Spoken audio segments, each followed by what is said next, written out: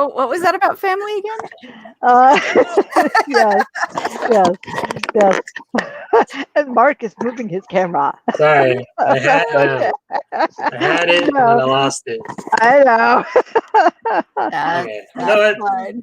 That's right. okay. Mark's moving his camera. Mine's freezing, so we're gonna have a good show. Yes. You know what? I'm embracing the whole Murphy's Law thing. Yeah. So if things go awry, that's fine. That's just how it is. But for everyone else out there who's watching, welcome. It's another episode of Spilling Ink. We are the talk show that takes you behind the book to meet the authors and professionals in the publishing industry. How's everyone doing today? Good. I wish the warm weather would come, though. I mean, it's like in the mid-50s out here. It's a little chilly.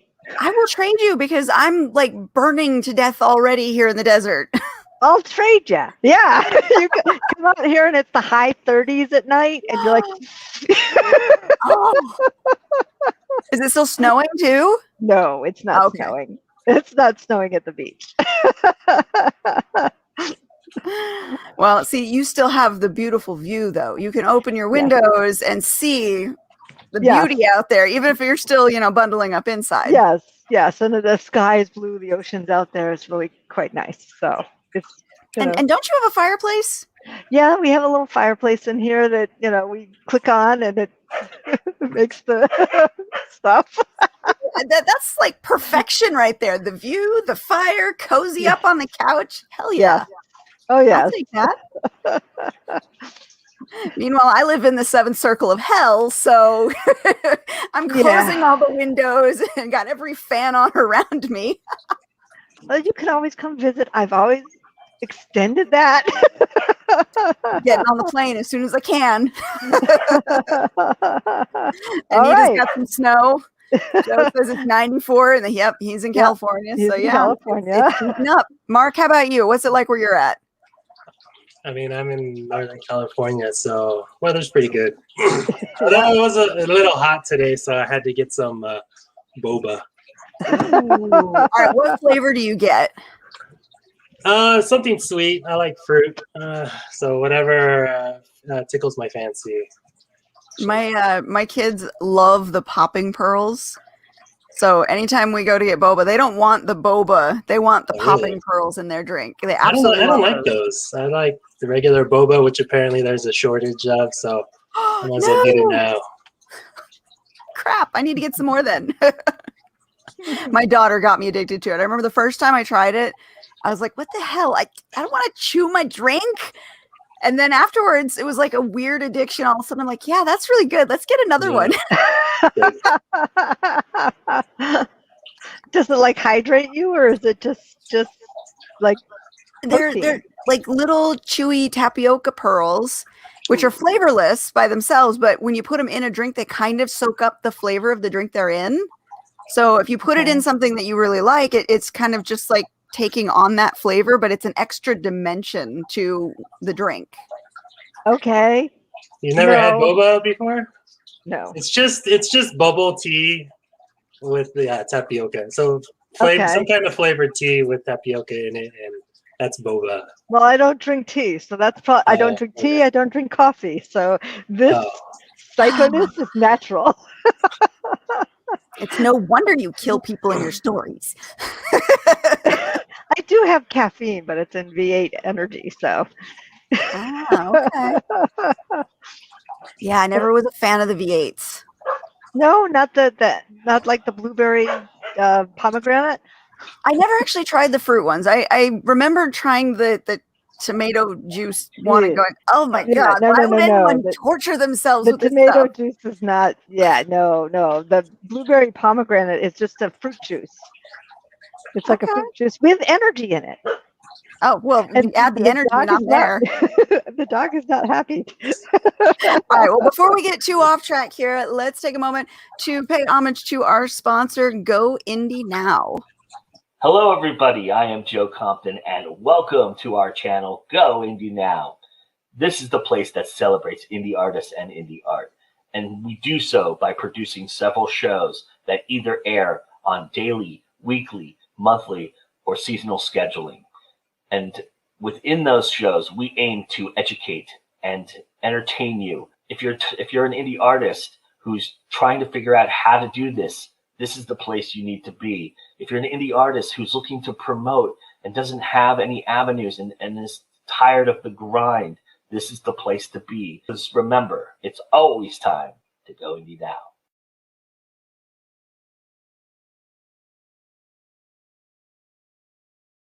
That's right. Always time to go Always indie now. time.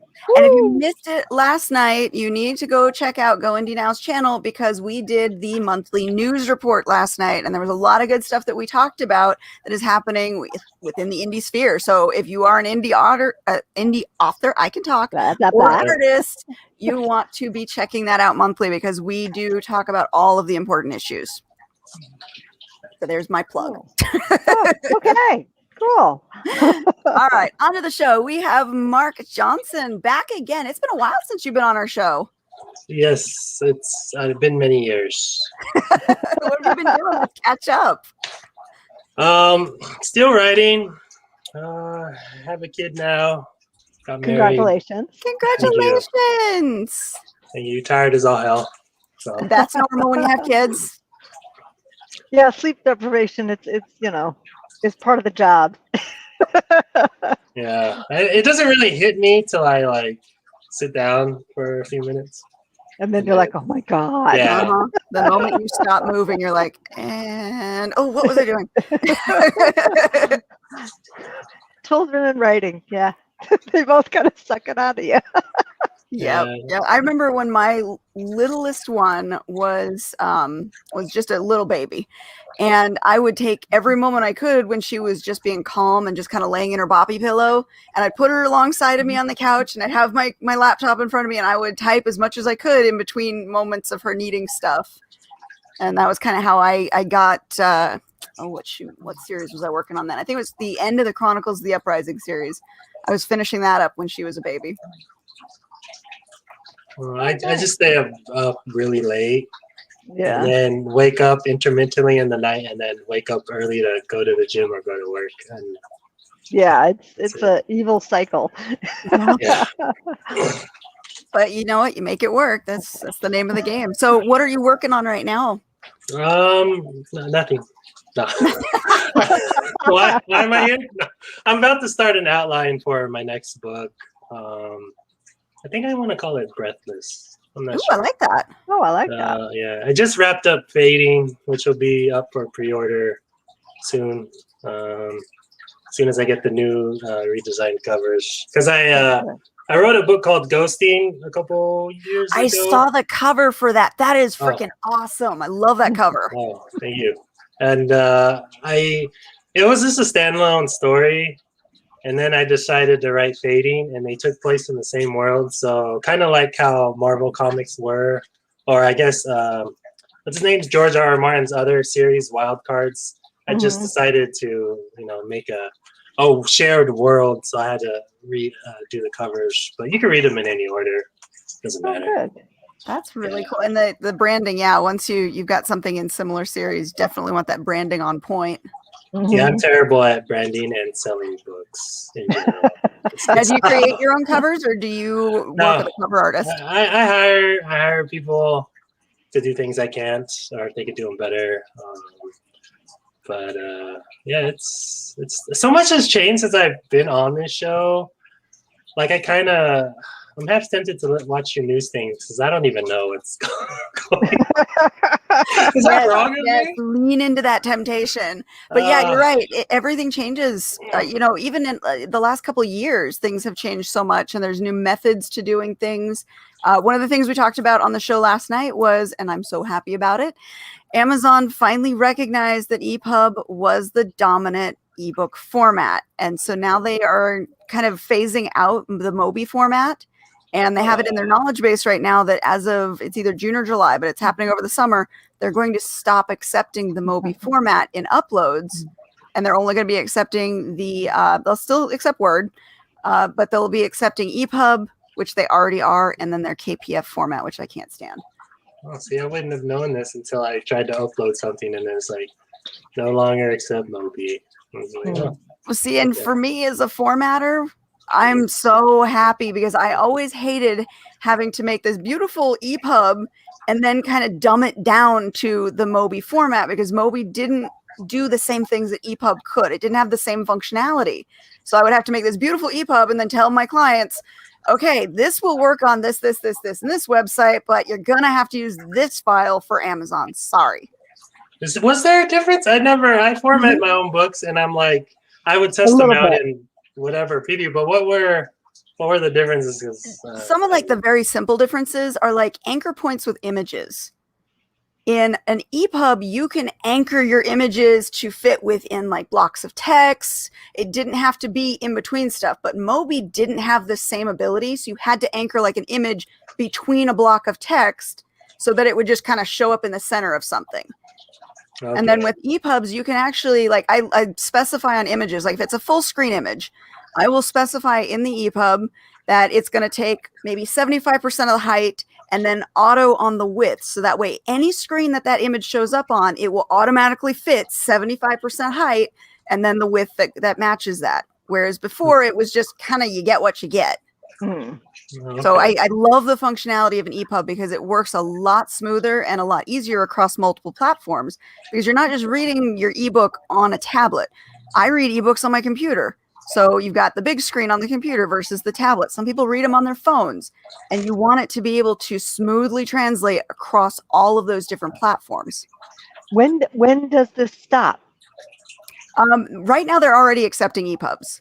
So no, but when's the Mobi shutdown? It's over the summer. I can't remember if it was June or July, but if you look in their knowledge base, it's in there. I'll have to remember that because I tend to upload, create it. And make it pretty. I actually do make it pretty and then upload it. They'll give you the warning when you upload it that they would prefer that file format. And that's the other thing. EPUBs, you could embed the font that you want. Yes. And it will use your font, and it also still give the enhanced options of using their fonts that are pre-installed. Mm-hmm. But if you were to upload, let's say, a Mobi, it defaults to the Kindle fonts, no matter what you've put in. And I've seen, like with a client, I had a really pretty font that they wanted me to embed on their cover page, on their title page. And when they showed me what happened with the Mobi when they uploaded it, it was like alien symbols. Ooh. Oh, yeah. So the fact that they're now accepting it makes my life so much easier. Yeah. And really gives, the clients the ability to have that prettier format. True. Yeah, because I have both. I have both formats on, for everything. And EPUB goes everywhere except for Amazon. And it's like, it's the laser disc versus Blu-ray kind of thing. The dominant format finally won, and Amazon has conceded. Thank God. Mm-hmm. Now, they still do their Kindle Create, which I hate. As a formatter, I cannot stand the Kindle Create platform because it doesn't create a file you can play with. Right. It creates a package file that you upload the package to Amazon and they finish it up for you. So you don't get an accurate representation of what you're going to see until after it's been uploaded. Kind of sucks. Yeah. And it's not as user friendly. I mean, the HTML coding that EPUB basically uses, once you get the hang of it, you can kind of read it. Mm-hmm. Theirs, I can't read. I did not know any of that. Yes, like I said, it changes your brain. I'm sorry. Just so much changes. Like, I don't know. I gave up trying to keep up with it all. So, and then I don't like the way things are now in the publishing world, to be honest. The indie publishing world. How so? So, I don't know. I don't know if any of you game. Okay. I don't. No boba or gaming? Wow. So, all right, get your son on here. I'm a little old, okay? Right here. Never too old to game. So there's a term in gaming called pay for play. Yeah. Where you have to, like, if you want to get the full game, the experience, you gotta have to pay or to keep up with whoever you're playing against. Mm-hmm. And I've noticed that indie publishing is now, or publishing in general is now that. But no authors don't seem to mind, which is really bizarre. Because gamers are like, oh, I'm not paying for anything. even though they do. We're But just talking about that with the Kindle Vella thing. Yes, the Kindle Vella. well, it's not just that. I found like just getting exposure, like advertisements and everything. Because I was going through my old emails. That's kind of why I emailed you guys again. I was like, oh yeah, I enjoyed the show and I was on it. A lot of like book vloggers and stuff, they're all gone. And like every time I go on Amazon and shop, it's what do I see? I see the books with ads. And then even my former editor, she told me when she started writing full time, she spends an insane amount of time like on advertising and budget. And like I know other writers do too. And I'm like, man, I'm not about that. You know, I like to write and I don't mind a little marketing and advertising, but I don't want to keep up with the Joneses. I'm just not that type of guy. And you're absolutely right. The pay to play system has gone crazy because BookBub went from being a few years ago just the pay to be in their newsletter platform to now paying to be an ad in their newsletter on top of trying to be in their newsletter. Right. You have Google ads, Facebook ads, Twitter ads, Instagram ads. Which ones am I missing here?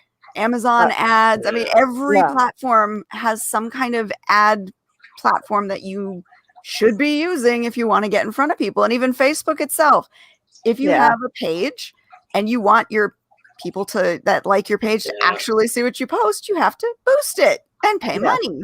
So, what the hell? Well, I don't get why.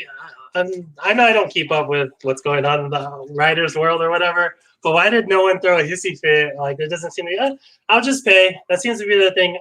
You know, I'll just pay. Like, people get upset their dollars don't add up to their ad impressions or whatever, but no one, like, there's something wrong with the system, but everyone seems to be playing by it, so why should they change it?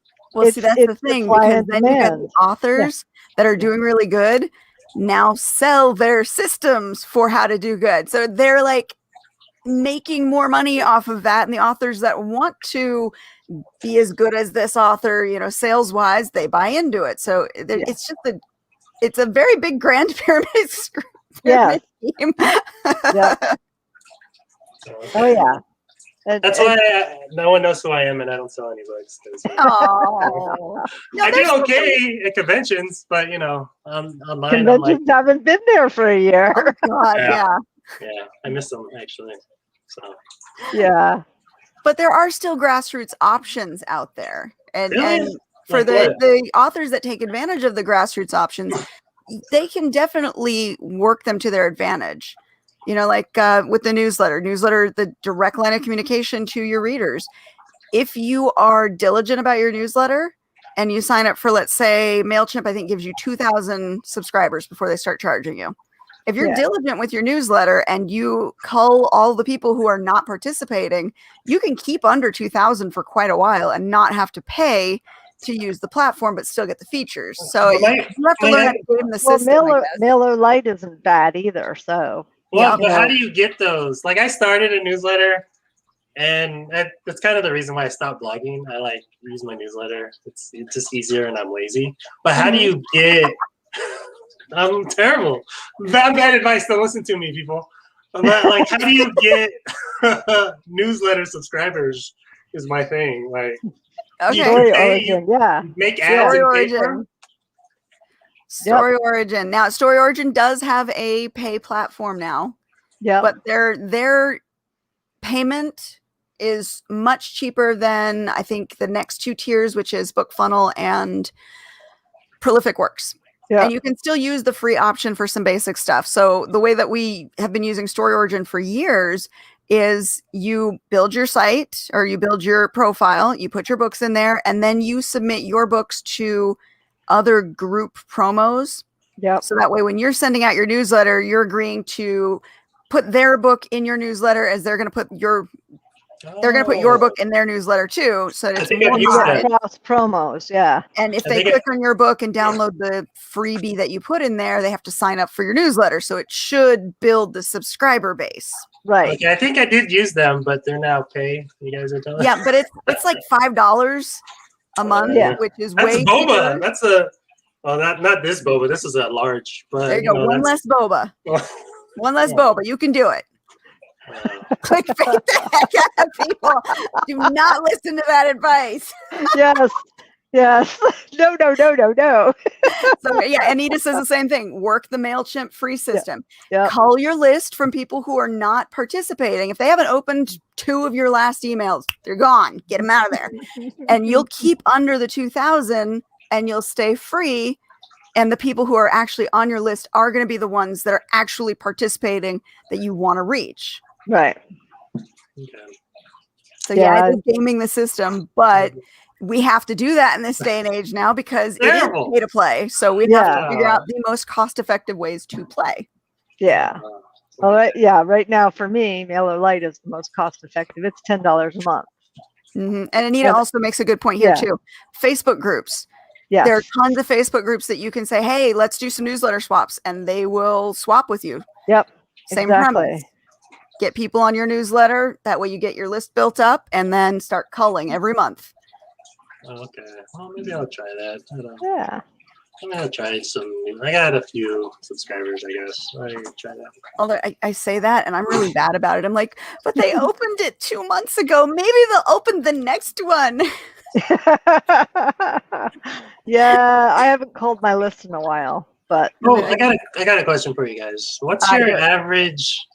Like, what's your percentage for people that open your newsletter? If you don't mind sharing. I think it's like, is it 20 to 30% is the average average? That's what mine is, 25 to 30. So I don't know. Yeah.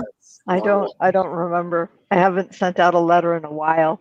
I've been really bad. I just do it once a month. I send it out and I don't look at it, you know.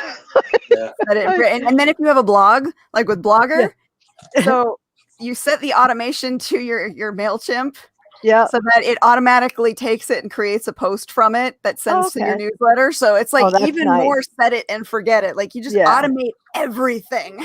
Yeah. I started back on my blog because I hadn't been posting any of my releases or anything. I was like, oh, I forgot about that.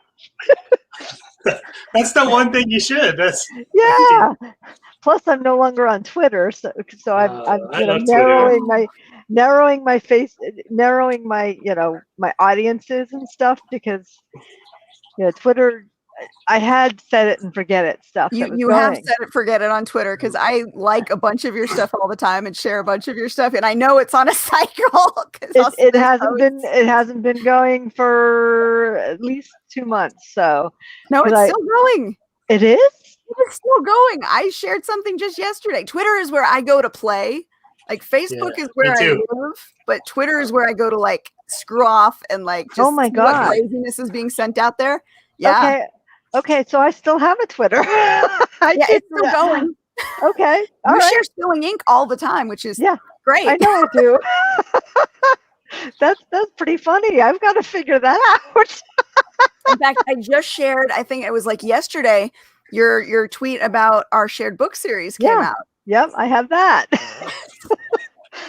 Oh damn! I thought I was off the platform, but apparently I'm not. That's really funny. But learning how to automate a lot of stuff does like take that stress off of you. Yeah. So, for instance, like I said, with the automations with your blogger, so you set your blog as what you want to write every month, and then you take that RSS feed over to MailChimp, plug it in, and create a template. And every time you post to your blog, it submits that and sends it out to your newsletter subscribers as a new newsletter. So you've killed 2 birds with 1 stone at that point. Yeah. Well, I'm glad I'm still tweeting.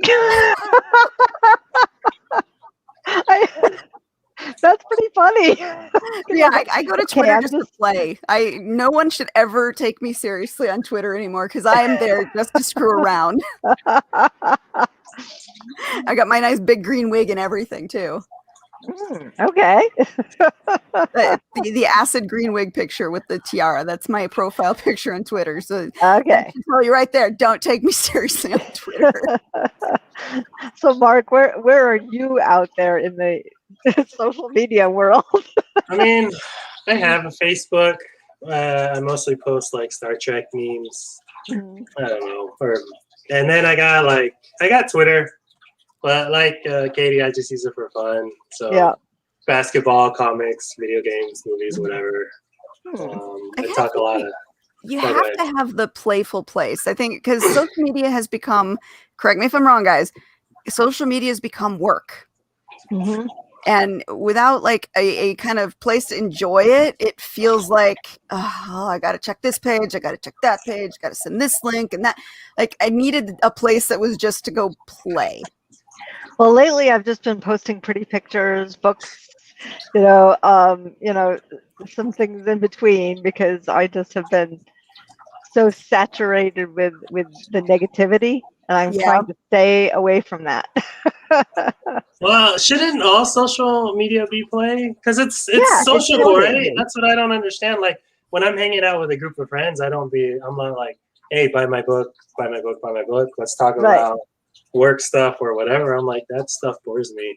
It's supposed to be, but it's become work because in order to be in the public view, you have to have a persona. And you can't have, you have to watch what you say, you have to watch what you do, because you could potentially turn readers off. So social media becomes kind of, it is an extension of work, because you have to watch what you're saying if you're posting anything about your books, because you don't want to turn a reader off if they don't like your political opinion or whatever. Right. I mean, if that's you, like what Lindsay Ellis said, the racial stuff she said, but she didn't like, I don't know. And then how many celebrities have gotten in trouble for, not that we're celebrities, but for saying something or doing something, and then cancel culture comes in, and that's it. They're no longer viewed in the same light. Right. But what do you mean by cancel culture? Because there should be repercussions for stuff, right? There should be, absolutely. Like if you work for Disney and you say some transphobic, homophobic stuff, Disney's obviously going to fire you because it's Disney.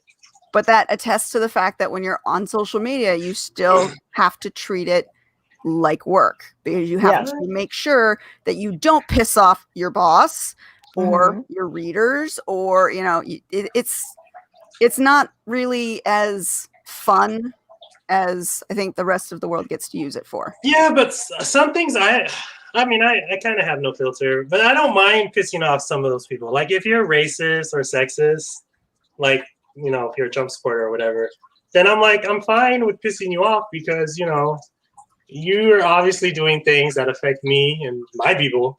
It's like, then I don't need you as a reader or anything. Did I just offend anybody now?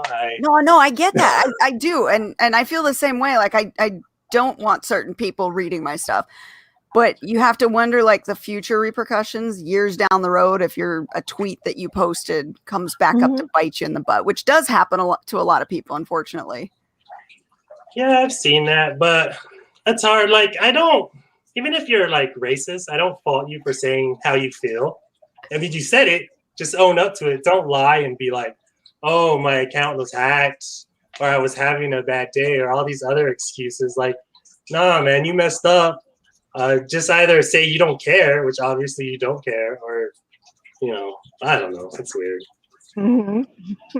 That's just my. You also have to take into account too that people don't read tone in text-based post. Oh, yeah. Sometimes when you're being funny and sarcastic, and you read it as funny and sarcastic, somebody else will read something totally into it that you didn't mean to say, and then that becomes an issue. Yes. So like that's what I said. It's more like work than fun. So I tend to I save all my snarky, funny, stupid stuff for Twitter now, and everywhere else I'm totally professional. Sorry. I tried to say it with a straight face. Oh yes, you did. You made it until I laughed at you. Alrighty. And I don't filter myself that much, really, but I do keep in mind, like, during the political seasons and stuff, I tend to be a lot more quiet on Facebook, because I know that's an area where a lot of my readers are, so I tone it down. Twitter, however, Allie was picking on me. She's like, are you picking fights on Twitter again? Because that's my playground. I have fun on Twitter. Okay. And now I'm getting picked on by Jonesy over here. Yes, I am professional, damn it. Damn it. You gotta do the damn it.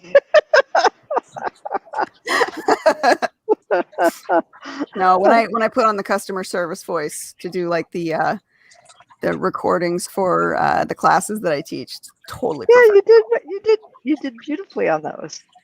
Thank you. You're welcome. and anybody who hasn't seen them, who wants to learn about editing and getting the damn book written, get her series. Yeah, all the videos are now on my YouTube channel. So if they go to youtube.com/KatieSolitis, right up at the top is the 3 recordings from the series I just did for the Henderson Libraries. They're about 40 minutes each, and they go over a lot of the topics that are in the book that I just released, which is write and edit the damn book. And we talk about formatting, or not formatting. We talk about editing. We talk about finishing the first draft. We talk about getting through writer's block. We talk about plot structure and characters. So there's a lot of good information in there, and that's a free class. Yes. Sorry, didn't mean to totally go into promo there. Talk about Mark. Mark is our guy today. No one wants to talk about me. No one knows who I am. No one cares. Speaking of which, I've noticed a disturbing trend, and maybe it's because I've joined more of these groups on Facebook and left Writers Cafe or whatever. Yeah. Not that I talk much in any of these places, but I feel like a huge percentage of writers kind of feel like failures if they're not making a living off their writing, which is, I know I treat it like a hobby. Hard so to whatever. do. But I don't know why. I feel like, man, you shouldn't feel that way. But I mean, a sale is a sale is a sale, right? Somebody is reading your book. Yeah. You know? Perception versus reality too. Who Yes. do we idolize? We idolize the Stephen Kings. I was going to say J.K. Rowling, but she's kind of cancel culture got her because she wasn't saying. She's still a billionaire. I think she's good. Yeah, she can laugh all the way to the bank. So, but we idolize those authors who have made it into the stratosphere with their fame and their fortune. There's a lot of authors who are barely getting by. There's a lot of authors who are just starting out. There's a lot of authors that use it as a hobby. It takes all kinds. So the perception has to be a little more grounded in reality for the authors that are expecting to make it big. Right. Well, I think the issue is most writers, most people, I guess, don't have their, what's their goal? Like, I can tell you with me, when it comes to writing, my goal is to get better with each subsequent book. I like to think so, but my goal is not to live it off full time. I mean, if that's your goal, that's fine. But I feel like most people don't know what their goal is. Do they want to get better? Do they want to enjoy it? Do they want to just release a book? Or do they want to, support themselves full time? I feel like not having a goal kind of messes you up, if that makes any sense. Yes. Then again, creatives are not always known for having the most realistic ideas of what they want to do, because we're often writers. We're thinking we're up here. Yes. But yeah, you're right. It's back to grounding a little bit more in reality. Have some realistic expectations, have some goals that you can set to achieve, and when you get there, don't just stay at that level. Look for the next level and keep getting better, keep expanding. Yeah, treat it as you have to treat it as a business. Once you get past the love of writing. We all love to write. We all love to create the worlds that we do. Once we get into this authorship, published stuff, you've got to start to step back and say, okay, what's the business side? If my goal is to make, wait, what do you mean by unrealistic? Yeah, okay. If our goal is to somehow earn a living at this, we have to treat it as a business. For those of us that have the full-time day jobs, I just read the last couple of things. Sorry, I lost track of my. Yes. And we got a fight going on in the chat room right now. Folks, that is my son, destroying worlds. I love him. There was a meme that was floating around that was explain your job badly. And I said, I'm the goddess of many worlds, and I enjoy torturing the creatures that I've created, and I sell the stories of their torture to humans. That was my job description. Yes. I completely lost track of where I was going. I'm sorry. You're talking about treating it like a business. You've got to, have a level head. You've got to have expectations. Yes. You've got to devote the time. And if writing isn't paying the bills, sometimes you shift focus, and like I did, and you become somebody who helps others in the things that they do. So you can still write, but you're also helping, further the independent writing community. You give back in a different way, not just writing. You help others move along. Of course, that's your business. So it's not out of the goodness of your heart. You can't feed your family out of the goodness of your heart. Yep. Yes. Okay. I just feel like, writers shouldn't feel like a failure for not supporting or living the dream. Yeah. Well, what's the other thing that plagues us writers? Imposter syndrome. So I can see, if a book is selling horribly one month, or God forbid you get the 1-star review, that tends to crush people's spirits for a little while. Maybe not completely, but there's those moments of imposter syndrome coming in where you're just, I'm a failure. I'm never going to write again. Yeah, or you jump from Kindle Unlimited to Wide and everything just plummets. And then you have to build it all back up, or the other way around. It's also, with 61 titles going back and forth, it's a pain in the butt. Especially when you load them on to all the different sites instead of using an aggregator. Oh God, because you want that extra 5%. Look, it's not worth the 5%. It's not when you have that many titles. Oh my God, make your life easier. I'm path of least resistance. That how can I make things as simple and easy so that I can set it and forget it and do something else? Well, I did that recently, and I was sitting there, and it took me like 3 days to do all that. And I looked at my mother-in-law at dinner. I said, if I decide not, to because we live with my in-laws, I said, if I decide to do this again, everybody at this table tell me no. If I decide to go, full in or full out. So we have in our house, there's a step stool, and the step stool is because I'm short. Everyone else in my house is short. And the littles, when they want to get something in the cabinet, they always need a step stool. But the step stool gets left out all the time. And the rule is, whoever left the step stool out, somebody gets to punch him in the arm. Oh, okay. Tripping over it. So it's become kind of comedy in our house that, if Zoe leaves it out, Hunter's like, I'm going to punch her. He won't actually do it. You see that little white thing? Yeah, I see it. Yep, that's mine. So that is your step stool. Yes. If you decide to change back again, we all get to punch you in the arm. Maybe. I'm only 4'10", so I haven't even hit 5 feet. So I need that, especially when the cabinets go to the ceiling.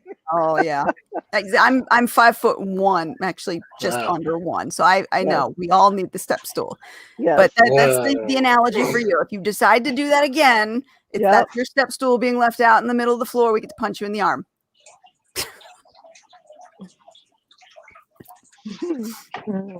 I don't need a we step got some more stool. comments. Hold on. What did William?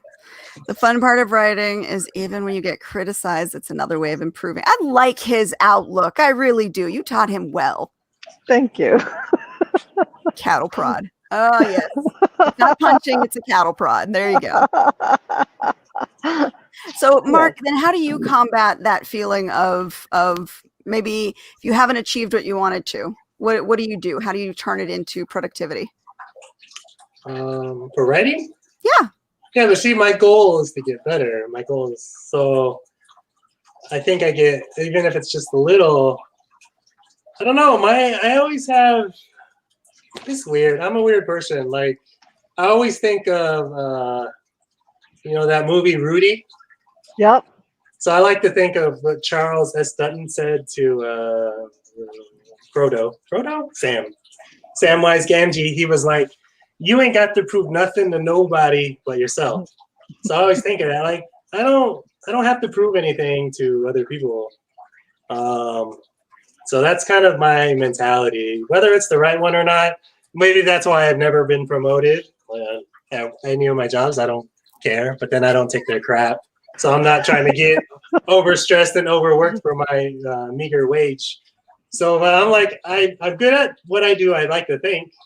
So, I try not to worry because I can't control what you guys think of me, right? Yeah. Maybe to a certain extent I can. I can't control your actions. I can't control any of that.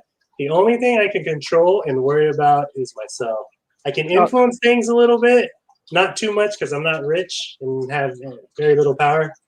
So once I learned that, I'm like, you can give me 1 stars, you can say my thing's bad, you can do whatever. Like if I'm worth so much of your time for that and I'm not even thinking about you, something's wrong with you, not me. I like that outlook. I wish I could adopt that chill Very mentality. late chill, yeah. I need some of that. I suffer from the opposite, which is thinking way too much about what other people think instead of just concentrating on what I can do. So I need a little of that kind of energy. Well, I like to think, I used to think this way. Like when I was a teenager, I'd be like, oh man, I'm afraid of asking out girls. What if she says no? What if this is this? What if she laughs? Blah, blah, blah. And then once I got in my 30s, I did a lot more dating in my 30s and late 20s. And I was like, what's the worst that could happen? That's what I was thinking. Oh, she says no. I guess the worst thing, she could laugh at me, whatever. Then, I started to get more dates. So I like to think of it that way. Like, what's the worst that someone online can do to me? I guess nowadays you could dox me. But aside from but generally speaking, what's the worst they could do? Like, be a keyboard warrior, type some words. You're like, you're nobody. Like, you're nobody to me. No offense. You know what I mean. Yes, we do now. We get the context. We totally get the context. And you're right. And that is the thing most people struggle with is they don't think of the worst that they can say is words. That old sticks and stones can't hurt me, or sticks and stones can break my bones. Words will never hurt me. They don't think about that. Right. They take everything as like it's really going to hurt when it's just words. No, words can hurt. Don't get me wrong. But if you care, they hurt. If you don't care, that's the thing. Like, you're not gonna care what words hurt. You shouldn't care what some words hurt from a stranger. Like if it's your parents or your kids or your friend, it's obviously gonna hurt more. But these are strangers. Like, why do you care? Yeah. Yeah. People put weight, and I'm in that category. I am people. I put way too much weight into the things other people think. Yeah. You gotta learn that zen that you've got there. Well, it comes with age, Katie. you get to a point, you either have it when you're young, like Mark, or it gets to the point where you're hitting your mid 50s and you're like, I really don't care what people think. I'm doing this because I love it, but I'm not living off the funds. That is the biggest difference between me and, you, Katie. You're trying to live off this. This is your money making. This is your livelihood. Yeah, it's my job. Which is why I spend more time working on other people's stuff than my own right now. Because I have to put the focus on what pays the bills right now. Right, exactly. So that's where, Mark and I have the freedom because we've got the day job. I mean, we really do. We've got the day job that sort of funds us, and this is a side gig. I opened up a publisher with somebody else as a side gig, but to help writers get published. But it's not lining my pockets with gold. And I never really expected it to. It would be nice. My husband would. Yeah, it doesn't matter. I'm hiding it from my husband. Peanut gallery over there. Yeah, I got the peanut gallery here. It would be nice, but it's. I guess my expectations are, I'm writing this because I love writing it, and the people that read it love to read it. And hopefully someday something goes wild. But Yeah, but do you ever think like if the money would change you? Because I've noticed I've noticed some people, like there was a prolific writer / podcaster. I don't know if I'll call her out. Oh yeah, who cares? So months ago, right? Do you guys remember what happened with Marc Johnson? Like, he's a popular name, but I don't remember anything specifically happening with him. I remember him mainly because we share similar first names, and he's pretty big. But was it in January? I don't know. It was not too long ago. He bought a lot of books he tried to game the system. He bought a lot of books to like boost his rankings or something over in the UK. I mean, you could Google all this. I don't remember. He got a lot of flack for it. Okay. He had to shut down his Twitter account, which I think he did for like a week, which who cares? That's what they all do. And then, but my issue wasn't with him. I mean, my issue was with him because that's kind of scummy. My issue was with like Joanna Penn from the Creative Penn. Oh no. So I like her stuff, and I would listen. I would listen to her stuff, but now whenever I hear her stuff, I got to take it with a huge grain of salt because she would work with Marc Johnson a lot with the courses and all that. So you could tell that she makes a significant amount of money. This is one thing I don't like. Writers tend to prey on other writers. She makes a significant amount of money with his courses. So she has news, I think, like every week. But she didn't mention it at all because she knew it would affect her business, which would affect her income. So I think it's really disappointing that she did that. Like, I get it. You want money. You want to live the dream or whatever. But the fact that apparently you have a price and you've just been bought. At least that's my way of thinking. I don't know. Most people, though, do have their price. Yeah, but their prices are really low. Like, like you gotta, I don't know, because it's weird. So maybe it's because I'm a very prideful man, I guess, like Lucifer or whatever, or Vegeta or some other mythical figure. So like my word means a lot. But then if I'm like money, like that's what I don't understand with rich people. Like, what are you gonna do with the money? You can't take it with you unless you're a Viking or Egyptian. There's no pursuit. You have so much of it. Like, is it really gonna hurt? But I guess I don't know. I guess it hurt her. I don't know. Disappointing. I still listen to her show. She has good interviews, but I don't really trust anything she says. So. I'm not sure if I fell into the lottery or something like that, either with my books or the real lottery. I don't know how much I'd change, honestly, because I'm living the life I want to live. I'm not that materialistic either. You can't take it with you. I would probably go through a period of enjoying the money because I've lived hand to mouth for pretty much my entire life. So I would probably enjoy it for a while, but I also can't sit idly by and do nothing. So I would have to get back to what I love, and what I love is writing. So I would probably not work as much in the client side and probably start putting out more books. Because then I would be able to do it without the guilt of knowing that my time is stretched between things. Yeah. And then, that's when, you maybe take a look at advertising a little bit more seriously. Advertising.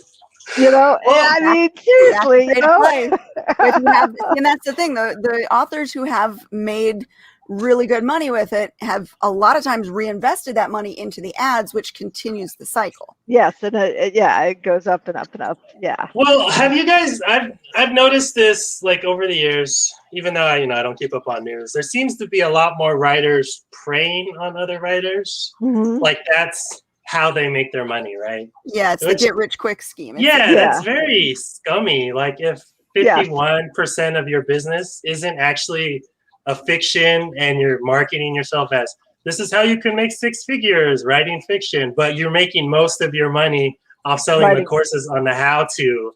And that's wrong. What's funny is a lot of those times when I see those ads come up, because I'll recommend things to clients that I think would benefit them. A lot of times I go and check their books out and see what their books look like. And if they're selling as well as they claim that they're selling. And sometimes I find that they're not selling at all. They are doing exactly what you said. They're making money off of selling the idea that they make money. But there are some that legitimately, like Brian Cohen, he's really good with what he does, and he offers his services free to people to take an introductory class, and he goes for an entire week 3 times a year teaching people how to properly use the ad platforms, what to do, all of his secrets. Those I will start recommending to people because I know they're legitimate. They're not just preying on authors. But you're right, there are so many out there, and if you do just a little bit of homework on them, you'll find that they're full of shit. Yeah, Marc Johnson and Joanna Penn, I guess. And Joanna Penn was really good. Like, she comes off as personal, right? It might be the English accent, like, oh, hello, with tea and crumpets. But man, after her not like, it would have been one thing if she mentioned it, but she like avoided it. And then I heard an interview lately where she avoided something else with a police officer. God knows they're scum too. But like, it's like you have a thing. It's good to know, but I don't trust you. Even though I love your accent. David Gaughran, he's another one that's really good. And he's got a lot of informative YouTube platform stuff that he puts out. I like following him. And he's another one that I recommend. So thank you, Anita. Yeah, there were a few. There's been a lot of people I haven't heard from. I don't even know what happened to Conrad. He's still around? Jay Conrad? He was like, I haven't heard from him in a while either. No. I read his books. His books were terrible. His fiction books. But like, I liked his advice in the beginning, and then I actually read his work. And I was like, yeah, he had all of the alcohol books. Well, he had the bad porn parody of Alice in Wonderland. I did not read that one. So it was so bad. Like, I've read these people that are like big, and then I read their books. I'm like, it's not that good. But I guess their goal isn't to get better. Their goal is to make money.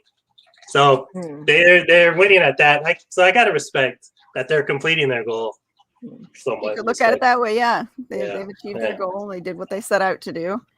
But I do think that authors do have to have realistic goals when they start out. They do need to understand that it's a process. There's a lot of growth, and it takes time and yes, money, unfortunately, to really see what the end goals are going to be that they can achieve. That's sad. The visibility factor for us is aw. I mean, Spilling Ink, for example, we are, pretty much the same as we've been since we've started. Our goal was to reach out to authors, to learn from each other, to, introduce our audience to new authors that are out there. And we kind of have kept the same thing going for 5 years now? Yeah. I've been on for 3 now?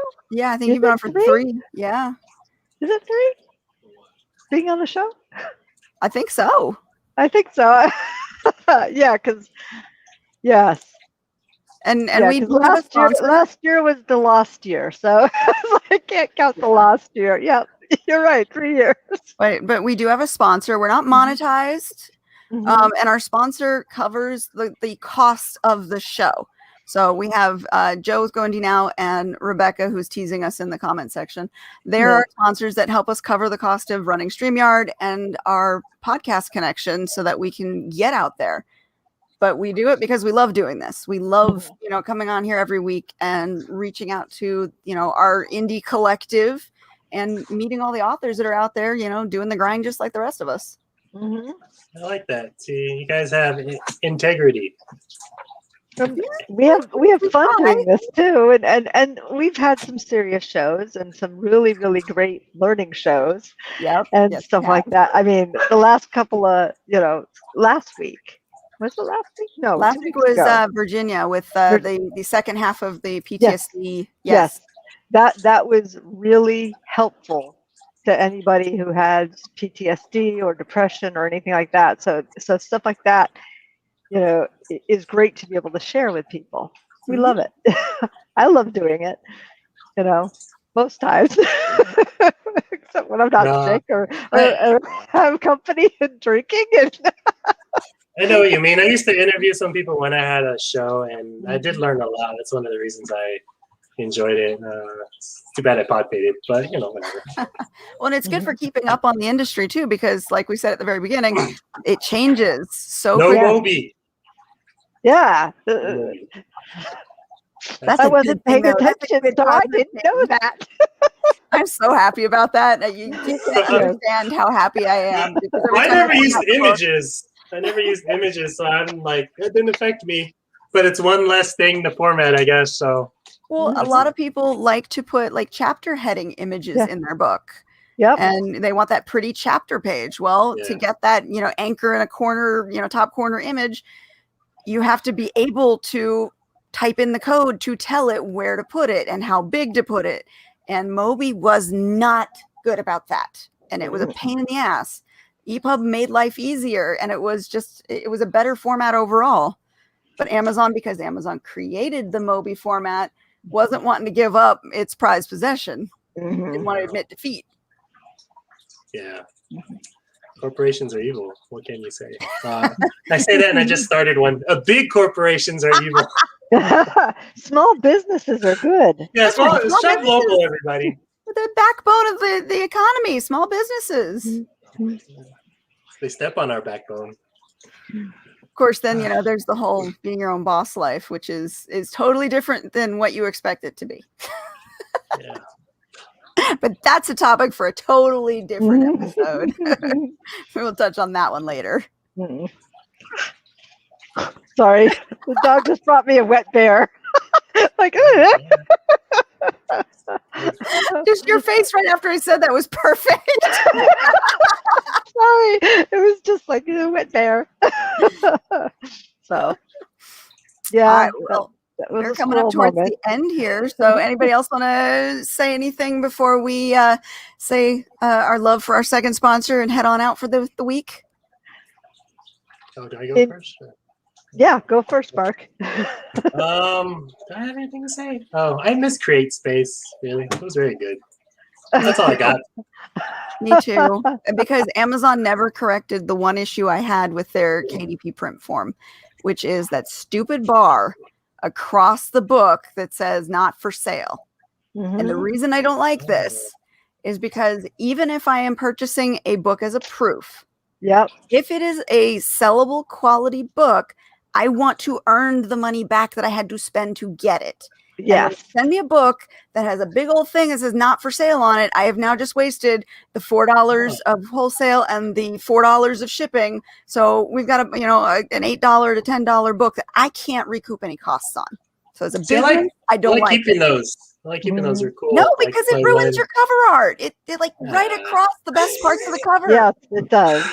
I just hate getting like 20 different packagings for like each book on different days. I'm like, oh, it's very eco-friendly of you, Amazon.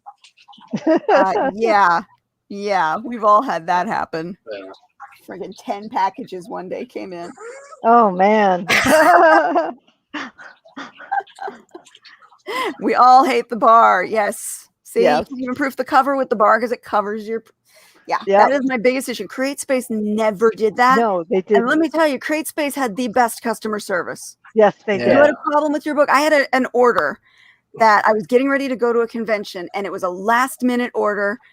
I ordered the books. They came in, and they were wrong. The color was just completely off. I've always had issues with purple on book covers. They never print properly. And so I called up CreateSpace, told them what was going on, took a picture, sent it. They sent the new books to the convention for me. Ooh, that was nice. They were so freaking good. I loved CreateSpace. So yeah, we should have a CreateSpace episode. How much we love CreateSpace. Yes. But we do need to show a little love to Rebekah because she is always showing us love, and she is our second sponsor for the show, which allows us to stream to both Facebook and YouTube and help cover that cost for podcasting. So Rebekah does live readings and hangouts on her Facebook page. Look her up, come hang out, listen to her read. She is fabulous, and she has some really, really awesome books. That is Mistress Rebekah Dirty Jonesy, and I promise you will be entertained. Thank you, Rebekah. Yes, and Rebekah is my beta reader for what's coming for me in June. Ooh. Yes, in June, this puppy is coming out. Dragon Tempest. Yes. Oh, God, that is a good cover. So that is coming out in June, and I'm going through edits right now, and we are almost there.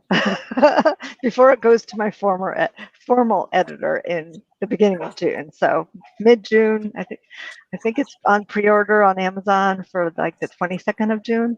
But yeah. Yay! Awesome. Good job. And it will be everywhere. All right. Well, we'll check back in with you and see what's going on later this summer. Maybe have you back on for the release. Oh, that's sooner than 5 years. know. When have I last been on? I don't know. Well, I'll help you pimp that book out a little bit. Oh, okay. Thank you.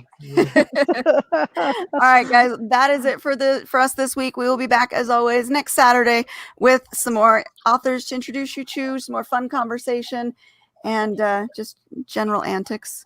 So happy Mother's Day, everybody. Yes, Thank happy you. Mother's Day to all the mamas out Happy there. Mother's Day. See you guys next week. Bye.